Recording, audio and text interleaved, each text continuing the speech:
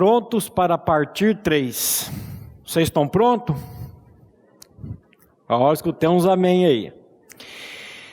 Para quem não tem Jesus, presta atenção. Para quem não tem Jesus como o seu Salvador, Senhor e Salvador pessoal, esse título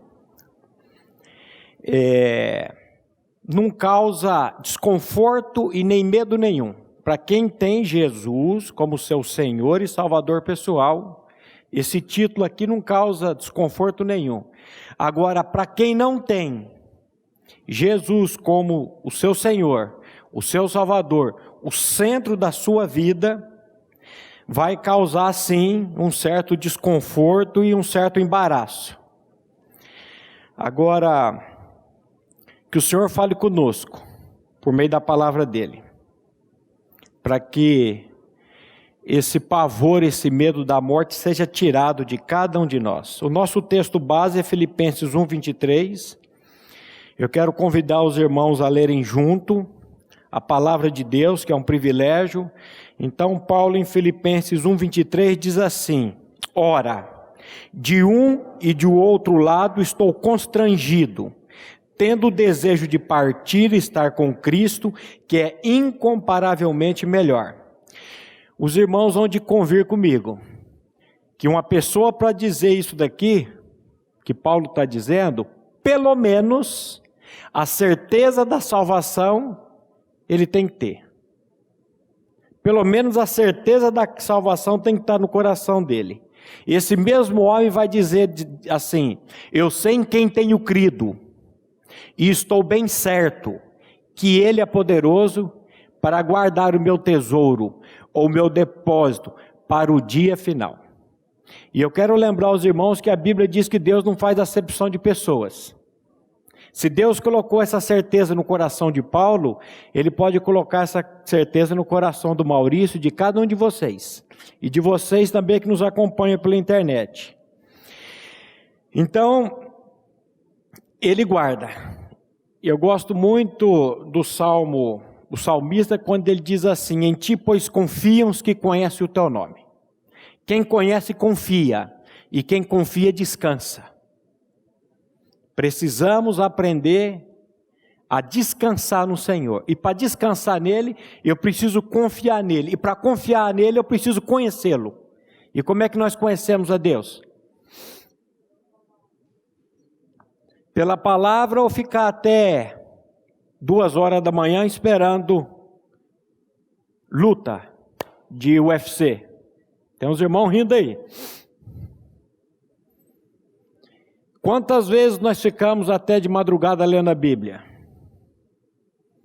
Quando eu era dependente químico de Fórmula 1, eu não perdi uma corrida. Ficava até de madrugada. Quando era do Japão, que ficava ali de madrugada, eu ficava, não conseguia nem dormir, de tanta adrenalina. E um dia eu coloquei isso diante do Senhor e Ele tirou. Eu só estou dizendo isso para você examinar. Porque nós vamos falar aqui sobre estar pronto para partir. Não ter medo da morte. Seguimos mais uma vez, vamos para o boletim. Seguimos mais uma vez tateando por esse caminho chamado morte.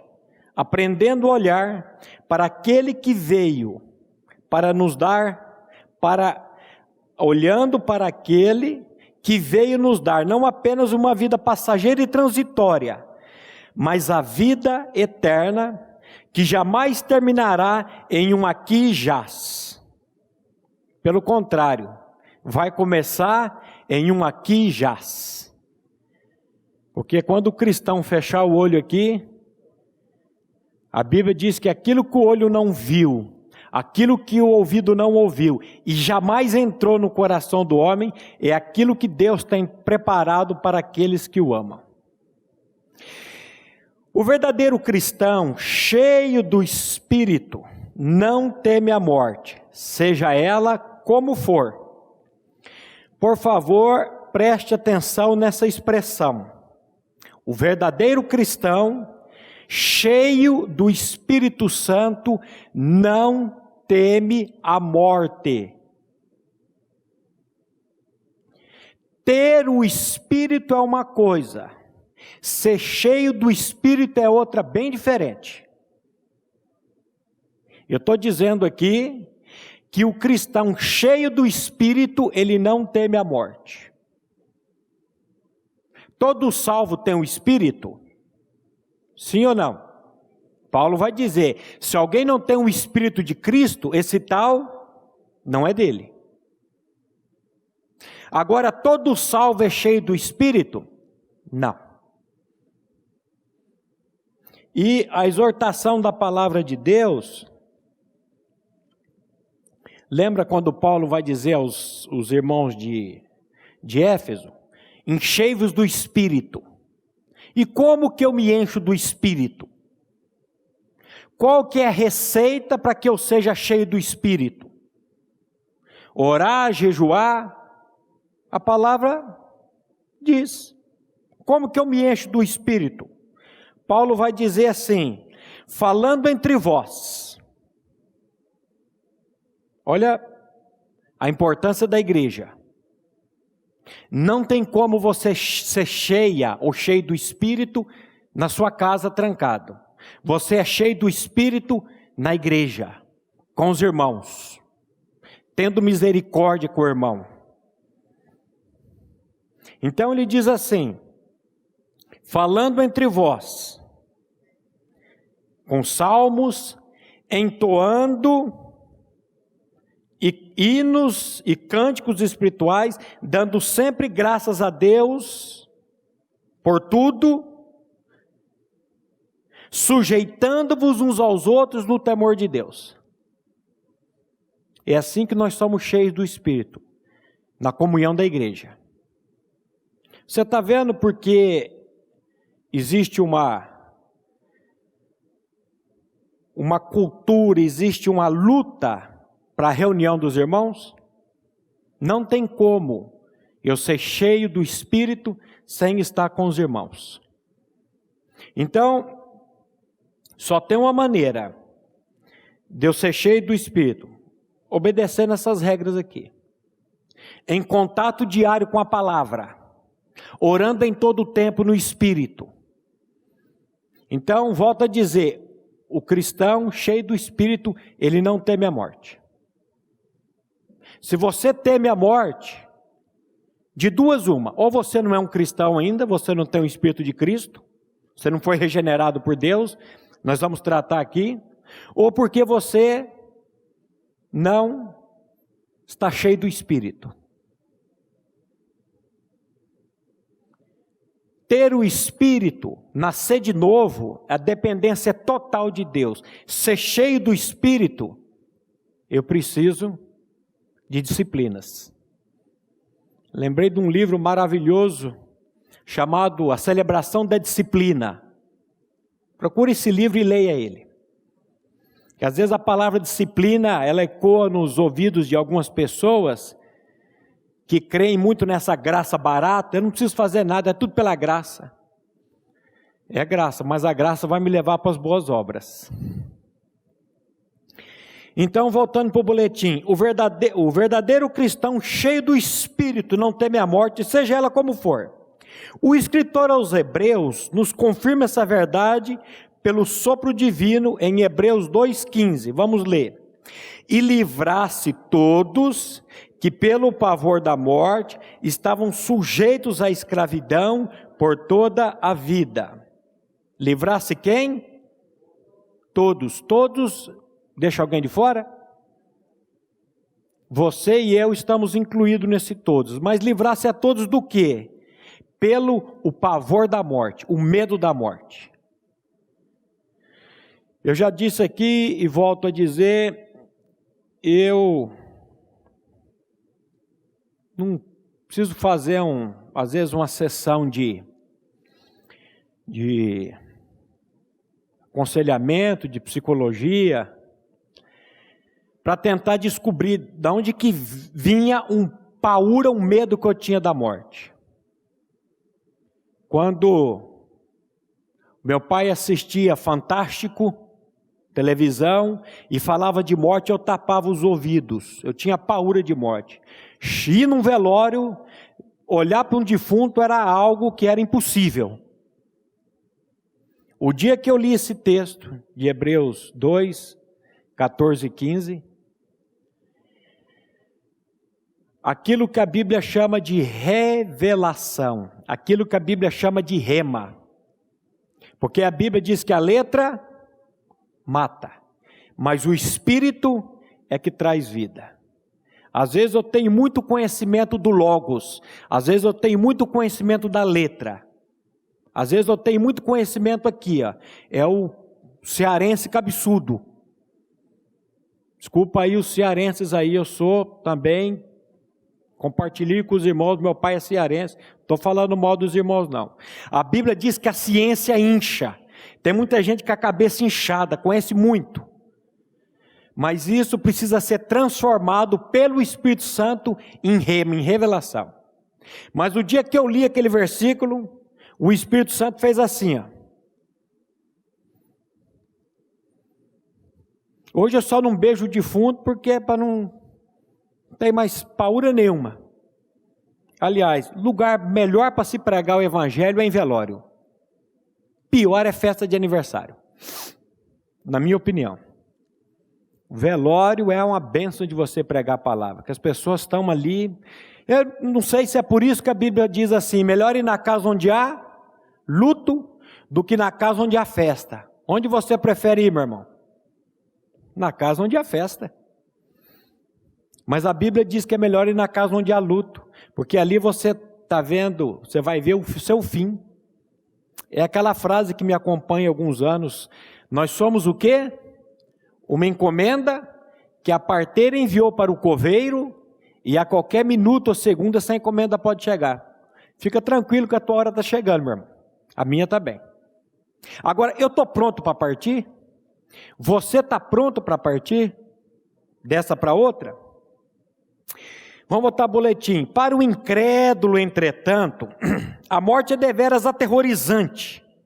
E o que de fato assusta as pessoas não é tanto a morte física em si, mas as implicações que decorrem dela para aqueles que não creram no Evangelho. E quais são essas implicações, meus irmãos? Qual é a pior implicação para uma pessoa que não creu no Evangelho? O lago de fogo e enxofre, a eternidade no inferno. Porque se você não nascer de novo, se você não tiver o Espírito de Cristo, se você não tiver a vida de Cristo, no reino de Deus você não entra e eu também não entro. Por isso que nós temos que, a Bíblia, Pedro vai dizer, apiedai-vos dos que estão na dúvida, apiedai-vos dos que estão duvidosos. Essa dúvida, o que me espera do lado de lá? É isso que traz paura e medo das pessoas. Agora, quando eu sei o que me espera do lado de lá, por causa da vida de Cristo, aí não tem como ter medo da morte.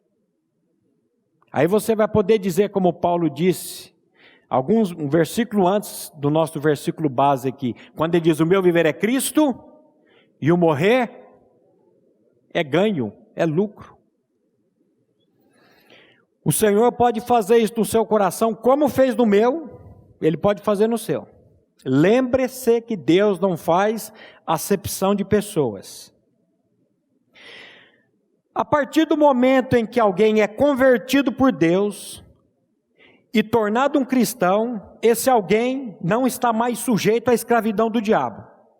Cristo retira os seus do império de Satanás e os traz para o seu próprio domínio, para o seu próprio reino eterno e glorioso. Aleluia!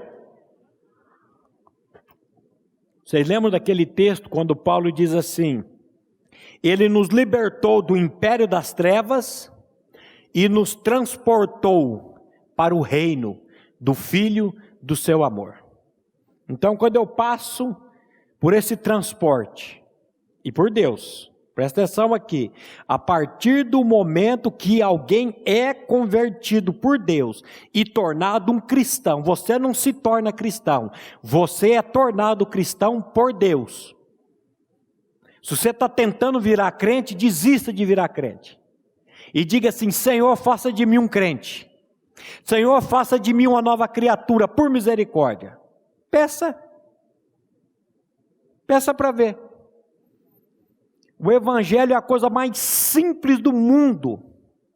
Nós estamos falando aqui nas quinta-feiras, ou nas terças-feiras, sobre o Evangelho e a simplicidade.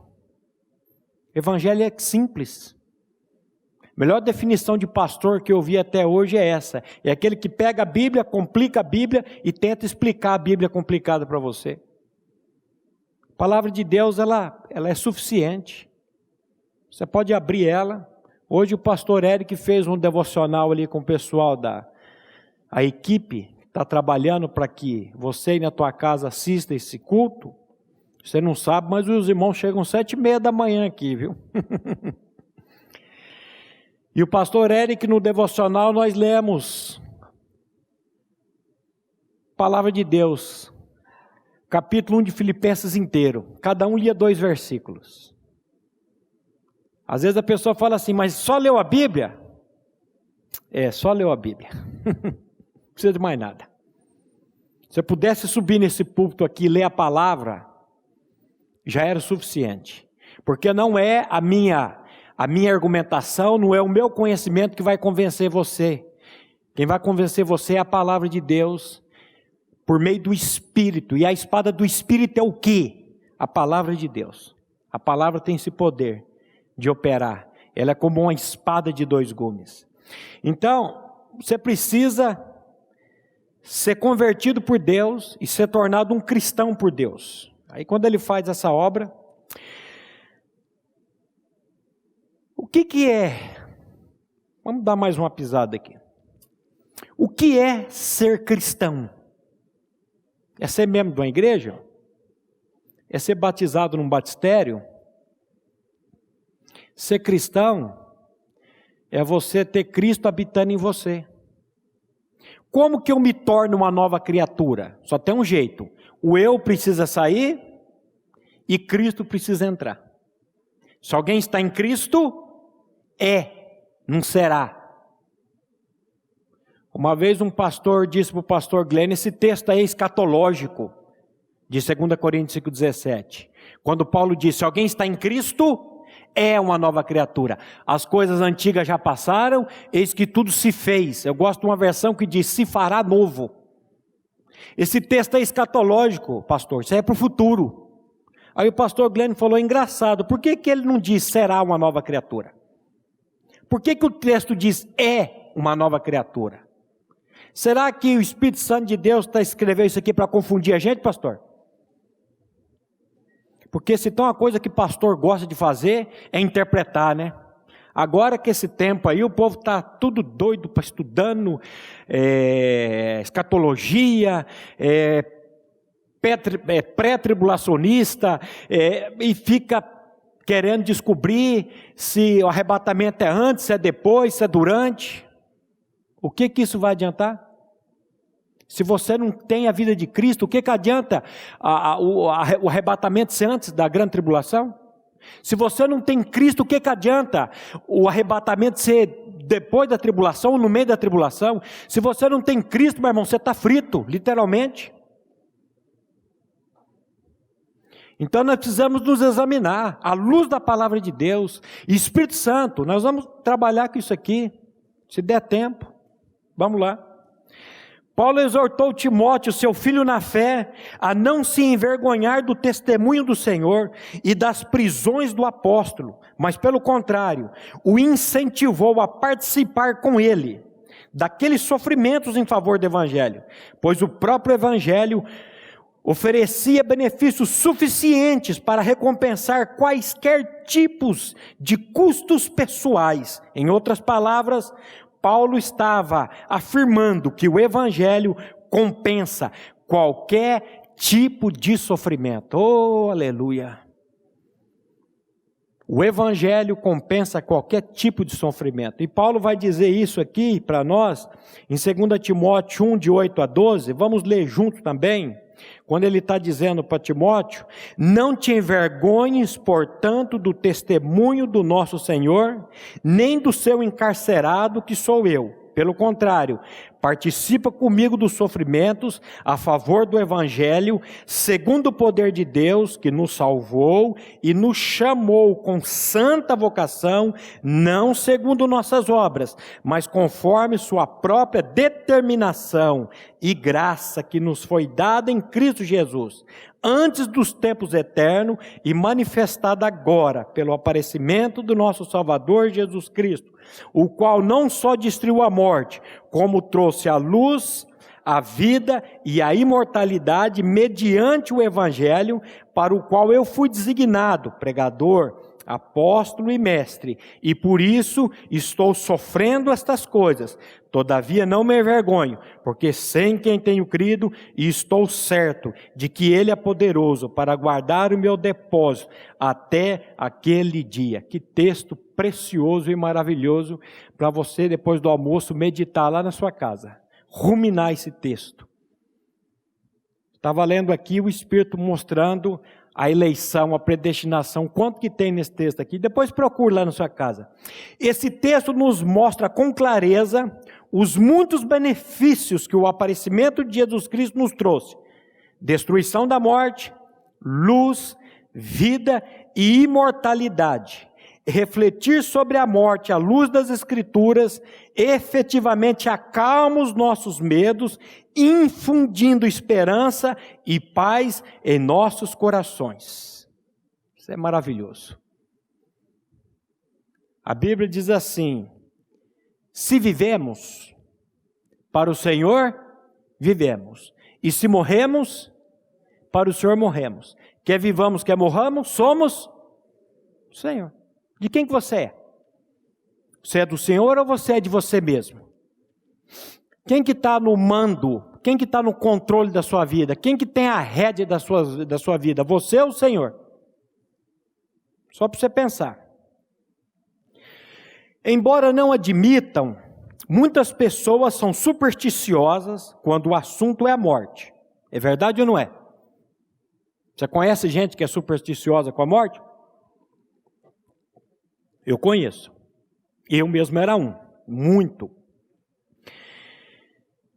Pessoas assim, ao perderem um ente querido, por exemplo, tendem a responsabilizar Deus por essa perda, colocando em dúvida o seu amor e a sua bondade para com os homens. Desconhecem, entretanto, que a desobediência de Adão, nosso primeiro pai, é a verdadeira causa da morte, ter entrado na humanidade. Deus é o autor da vida e não da morte. A morte é uma intrusa na criação de Deus e decorre exclusivamente do nosso pecado. Deus não tem nada a ver com a morte, Deus tem a ver com a vida. E tem um texto que não está no boletim, eu pedi para a Patrícia colocar aqui para nós, Ezequiel 18:32. Vamos ler esse texto juntos também? Porque não tenho prazer na morte de ninguém, diz o Senhor Deus. Portanto, convertei-vos e vivei. Porque não tenho prazer na morte de ninguém, diz o Deus. Não tem prazer na morte de ninguém. Ontem, conversando com um casal querido aqui na nossa comunidade, e falando sobre a morte. E ele tem um certo ressentimento, receio da morte. Ele teve um pai que morreu com uma morte muito estúpida, uma morte idiota. E a morte, nós não sabemos da maneira que ela vem. Pode ser uma tragédia, como pode ser um infarto fulminante. E estava falando com ele muito sentido. Deus não tem nada a ver com a morte. Aí dei alguns exemplos de pessoas, crianças que morreram, doenças. Isso é tudo consequência do pecado. A Bíblia diz que a natureza geme. e que nós que temos as primícias do Espírito gememos em nós mesmos, pois que o pecado entrou na raça. Mas aí eu pude falar de Jesus, que estava numa cruz, e ele clama ao Pai dizendo: se possível de mim afasta esse cálice. E Deus, que poderia ter tirado o filho dele da morte, Deus não tirou. Por quê? Porque naquela morte, ele ia fazer de você uma nova criatura e ia fazer de mim uma nova criatura. Porque você só pode se tornar uma nova criatura quando você crê que você foi morto com ele, ressuscitado com ele. Se alguém está em Cristo, nós dissemos aqui ainda há pouco, é uma nova criatura. Como é que eu faço para estar em Cristo? Eu preciso crer que lá naquela cruz eu fui atraído. Eu estou crucificado com Cristo e vivo não mais eu, mas Cristo vive em mim. Isso aí não é uma coisa que você tem que ficar igual um papagaio falando. Isso foi a experiência de Paulo. É Paulo que está dizendo isso. Eu estou crucificado com Cristo e vivo não mais eu, mas Cristo vive em mim. Agora você pode proclamar isso com certeza no seu coração, ou você decorou esse versículo? Porque é fácil de você decorar. A dona Creuza está nos assistindo aí agora, ela decorou, ela colocou lá na porta da geladeira dela, e ela todo dia lia o versículo. Mas o que adianta o versículo estar aqui? Esse versículo precisa estar no meu coração, eu preciso da revelação desse versículo no meu coração. Enquanto essa revelação não vier, eu vou ficar com medo mesmo, vou ficar apavorado. O cristão genuíno, aquele que foi regenerado por Deus, não precisa viver atemorizado pela morte. E o Senhor Jesus nos dá explicação para isso. Em João 15:19. O que Jesus diz aí? Se vós fosseis do mundo, o mundo amaria o que era seu. Como, todavia, não sois do mundo, pelo contrário, dele vos escolhi, por isso o mundo vos odeia.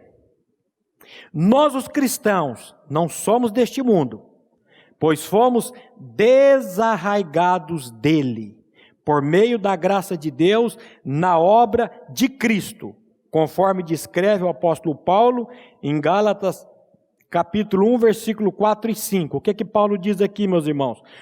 O qual se entregou a si mesmo pelos nossos pecados, para nos desarraigar deste mundo perverso, segundo a vontade de nosso Deus e Pai, a quem seja a glória pelos séculos dos séculos. Amém. Presta atenção no versículo. Por que o cristão não precisa ter medo da morte? Porque ele não pertence mais a esse mundo. Se você pertence a esse mundo, você quer ficar nele. Você não quer sair daqui não. Mas Paulo está dizendo, ele a si mesmo se entregou por nós, pelos nossos pecados, para nos desarraigar. O que é desarraigar? Tirar pelas raízes. Os cristãos foram chamados de cristãos pela primeira vez, sabe aonde? Em Antioquia.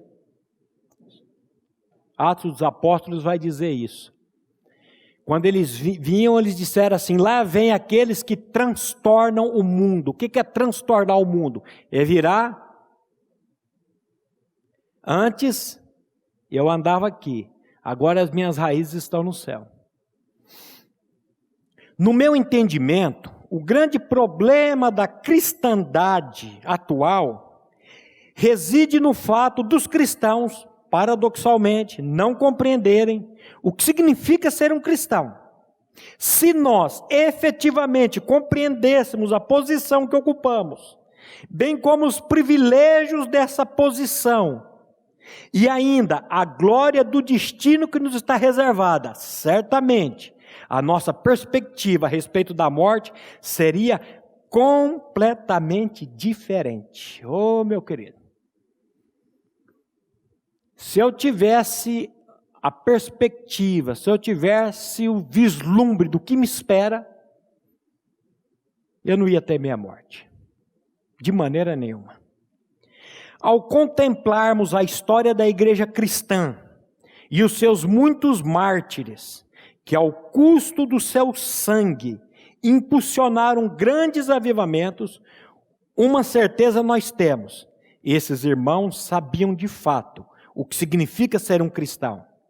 Em virtude desse conhecimento espiritual, eles podiam olhar para a morte e dizer: está tudo bem, estou pronto. Esses homens sabiam quem eles eram e para onde estavam indo, e conheciam a sua posição em Cristo Jesus. E como resultado disso, eles não amaram a própria vida mesmo em face da morte. Alguém aqui já ouviu falar no irmão Watchman Nee? Conhecido como irmão Nee? Depois de preso 20 anos, injustamente numa prisão, por causa somente da sua devoção e o seu amor a Cristo, a irmã dele manda alguns donativos para ele. E com um bilhete escrito assim, ele manda para ela um bilhete de agradecimento. Só que se colocasse o nome Deus ou Jesus, esse bilhete seria destruído antes de chegar. Então ele tinha que escrever um bilhete falando do Deus dele, sem citar o Deus dele. Ele escreve assim: minha irmã, estou suprido, não se preocupe comigo, conservo a minha alegria. Um homem, há 20 anos preso, com 1,80 m, pesando 49 quilos numa prisão. E ele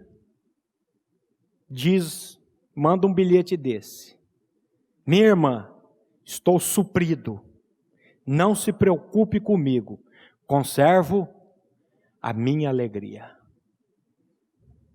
Eu olho para isso, eu tenho vergonha do meu cristianismo. Eu tenho vergonha do meu cristianismo.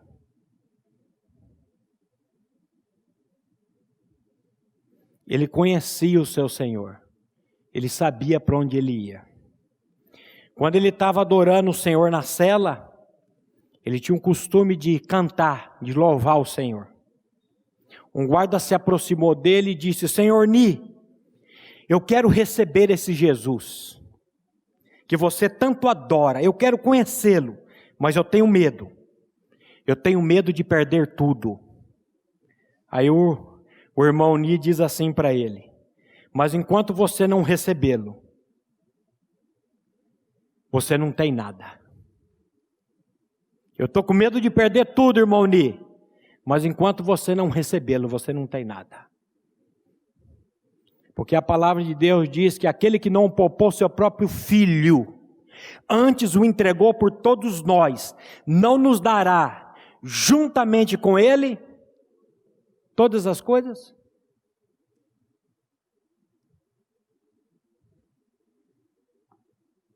Conversando ontem com esse casal maravilhoso, querido, a moça trabalhando, pensando no futuro, e eu contei para ela uma história com o Márcio Mizobuti contou de uma conhecida, que ficou trabalhando anos e anos no Japão, juntando dinheiro, fazendo um pé de meia, para voltar para o Brasil, comprar o sítiozinho dela ali, a propriedade, e aproveitar a vida. E ela volta para o Brasil, e de repente, morre. Tiago vai dizer: o que é a vossa vida? É uma neblina que aparece e de repente dissipa. Quem de nós aqui pode dizer: à noite eu estou aqui se Deus quiser? Aliás, o certo é dizer isso. Tiago vai dizer, para a gente colocar Deus: à noite estaremos aqui sim, se Deus quiser. Mas quem pode dizer com certeza que à noite eu vou estar aqui? Você não sabe o que vai acontecer daqui 2 minutos, daqui 5 minutos.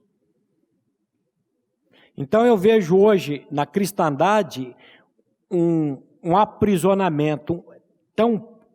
É verdade, sim, nós somos desarraigados desse mundo, mas em contrapartida Paulo vai dizer para os crentes de Roma: olha, vocês estão se conformando com este mundo, mas transforme isso pela renovação da vossa mente.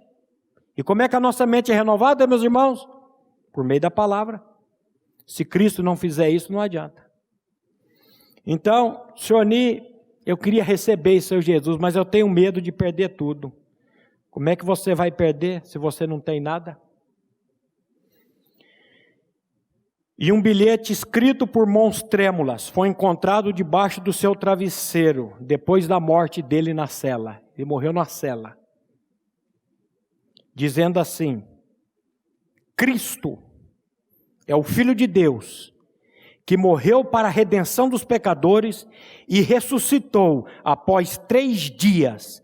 Essa é a maior verdade do universo. Eu morro porque creio em Cristo. O irmão dele encontrou esse bilhete debaixo do travesseiro. Ele teve que memorizar e destruir esse bilhete. Porque ele estava num governo comunista. Assim como nós estamos hoje num governo comunista. Que quer mandar na gente. Agora, olha esse homem. Estuda um pouco da história desse homem. A internet está aí para ajudar. Isso aqui eu peguei tudo da internet. E de livros. Biografia dele. Estuda a vida de Jonathan Edwards. Homens que iam para as arenas, homens que viravam tochas, louvando e cantando. E nós, tudo morrendo de medo com a epidemia que está no mundo aí. Coloque-se diante de Deus. Jonathan Edwards, um vaso de honra nas mãos de Deus, disse com muita propriedade: a terra é o único paraíso que os ímpios vão desfrutar. E o único inferno que os crentes irão suportar. Isso aqui é a mais pura verdade. Porque para o cristão, esse mundo aqui, como é que está para você esse mundo? Tá muito bom? Está às 1000 maravilhas? Ou você se sente pressionado por todo lado? Você se sente que você está no inferno? Sabe por quê? Porque você não foi criado para esse mundo aqui. Você foi criado com a pátria celestial. Você foi criado para algo maior. Então é verdade mesmo. A terra é o único paraíso que os ímpios irão desfrutar. O ímpio, aquele que não tem Cristo, isso aqui para ele é o paraíso. Agora o cristão, ele geme, ele sofre com esse mundo. Com tudo que acontece nesse mundo por causa do pecado. Por que o cristão não precisa ter medo da morte? Porque ele não pertence mais a esse mundo. Ele já foi comprado. Pedro chama os cristãos, sabe do quê? Peregrinos e forasteiros. O escritor aos Hebreus, ele vai dizer que muitos que morreram na fé, sem obter a promessa, confessando que eram peregrinos e estrangeiros sobre a terra. Você é peregrino nesse mundo? Você é um forasteiro nesse mundo? Ou você está tão encaixado nesse mundo, você está tão feliz nesse mundo? Avalie a sua experiência diante de Deus, e eu avalio a minha também. Esse mundo aqui, ele está entesourado para o quê? Fala para mim. Para o fogo. Não fique se apegando a esse mundo, às coisas desse mundo. Jesus diz que esse mundo passa, bem como a sua concupiscência, nós vamos ler esse versículo, mas aquele que faz a vontade do Senhor, permanece eternamente. É preciso considerar com atenção o que o nosso Senhor diz a respeito do cristão. João 17,6. Manifestei o teu nome aos homens que me deste do mundo. Eram teus, tu nos confiastes e eles têm guardado a tua palavra. O cristão não é deste mundo e não pertence a ele. Nesse único versículo, Jesus repete essa verdade por 3 vezes. No verso 9 ele diz: É por eles que eu rogo, não rogo pelo mundo, mas por aqueles que me deste. E novamente no verso 14, eu lhes tenho dado a tua palavra, e o mundo os odiou, porque eles não são do mundo, como eu também não sou. O mundo é completamente resistente a refletir acerca do assunto morte. Isso acontece porque as pessoas estão vivendo exclusivamente para essa vida e para esse mundo. E não estão preparadas para considerar algo além dele. Isso é bem característico da perspectiva mundana. É muito comum pensarmos que uma pessoa mundana, é aquela que ouve determinados tipos de música, assiste certos tipos de filme, usa determinados tipos de roupa e tem certos tipos de comportamento. Isso é, na verdade, um equívoco, pois há muitos que, apesar de não fazer nenhuma dessas coisas, ainda assim, de acordo com as Escrituras, possuem uma mentalidade completamente mundana. O que é ser mundano, meu irmão? Paulo vai dizer que é andar segundo o curso desse mundo, segundo o príncipe da potestade do ar, do espírito que agora opera nos filhos da desobediência.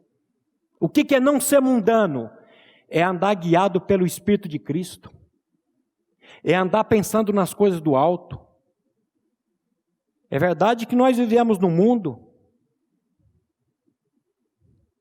e nós temos compromissos nesse mundo, mas a nossa pátria está nos céus. É possível que uma pessoa concorde e confesse a fé cristã com uma compreensão ortodoxa e ainda assim seja completamente mundana, conforme as palavras do próprio Senhor Jesus em Mateus 7, 21 a 23. Olha que palavra pesada.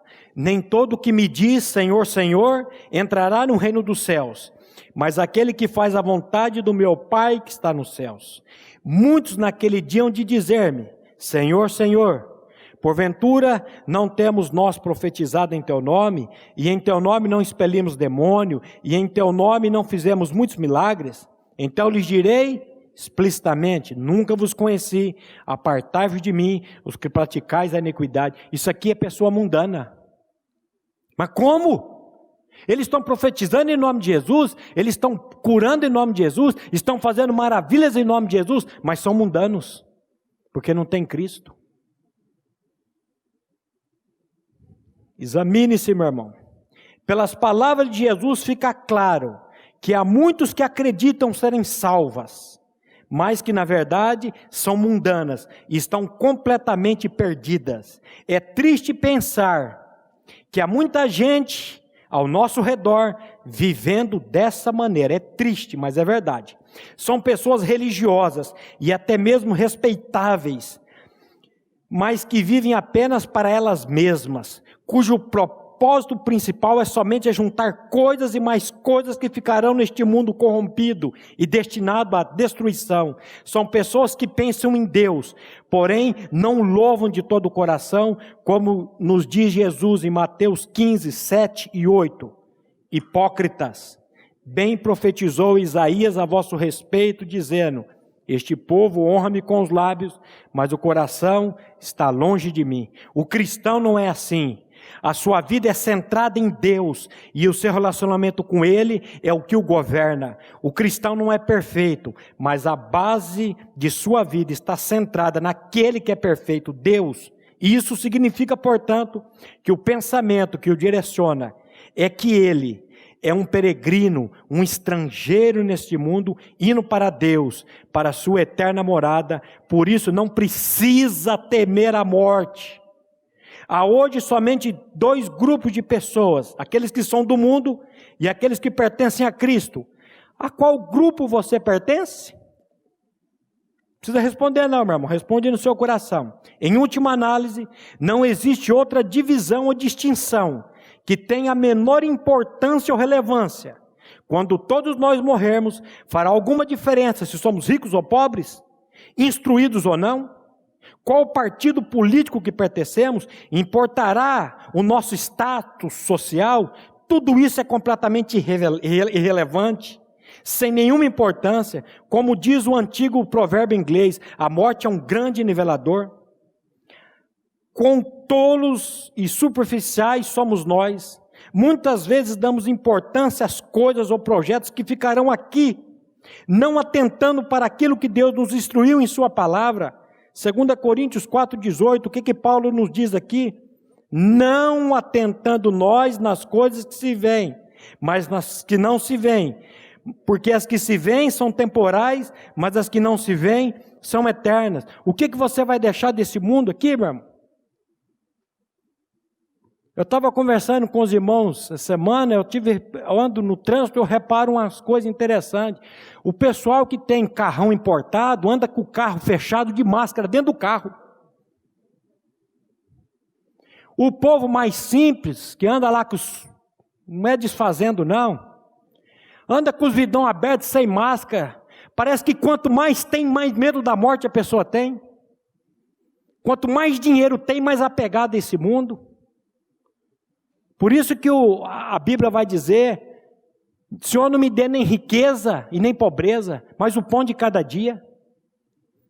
Às vezes é por isso que Deus não dá riqueza para você, porque você vai ficar tão apegado a esse mundo. À luz dessa verdade é vital que nos questionemos a nós mesmos. Sou do mundo ou não? Será que realmente fui desarraigado dele por Cristo? A única distinção fundamental e importante é se nós pertencemos ao mundo ou a Cristo. Essa é a única realidade que importará no seu leito de morte. Todas as demais serão completamente insignificantes. Graças a Deus pela pessoa e obra de Cristo Jesus. Por causa do que Ele fez, nós podemos viver agora nesse mundo o que Deus deseja, de maneira a o glorificarmos, meditando sempre sobre as coisas celestiais e vivendo uma vida no temor de Deus. Termino essa meditação com o texto do apóstolo João, em 1 João 2,17, que diz: ora, o mundo passa, bem como a sua concupiscência. Aquele, porém, que faz a vontade de Deus, permanece... Aquele que faz a vontade de Deus permanece eternamente. Quem pode fazer a vontade de Deus? Somente aqueles que foram regenerados, transformados por meio da palavra. Há hoje somente dois grupos de pessoas: aqueles que são do mundo e aqueles que pertencem a Cristo. A qual deles você pertence? Examine-se, meu querido. Examine-se, minha querida. Por que muitos de nós não estamos prontos para partir? Porque estamos arraigados a esse mundo. Mas o Senhor já fez uma obra de nos desarraigar desse mundo. Termino com a frase do Otmani: eu não desejo nada para mim mesmo. Eu desejo tudo para o Senhor. Que o maravilhoso Espírito Santo de Deus revele essa verdade em nossos corações. E eu desejo uma boa semana aos irmãos e até a noite, se Deus assim o permitir. Amém. A Livraria PIB Londrina procura selecionar cuidadosamente seus títulos e autores a fim de oferecer um conteúdo alinhado com o Evangelho de Jesus Cristo. Bíblias, livros de teologia, devocionais, literatura infantil, biografias, comentários bíblicos e muito mais. Dispomos também de um acervo de CDs e DVDs das mais de 5.000 mensagens ministradas na Primeira Igreja Batista em Londrina. Visite a Livraria PIB Londrina e conheça ainda mais. Livraria PIB Londrina, de segunda a sexta, das 13h30 às 18 horas. Endereço na Avenida Paraná, 76A, próximo ao Calçadão, bem no centro de Londrina. Ligue para 3372-8921 ou acesse o site www.livrariapiblondrina.com.br.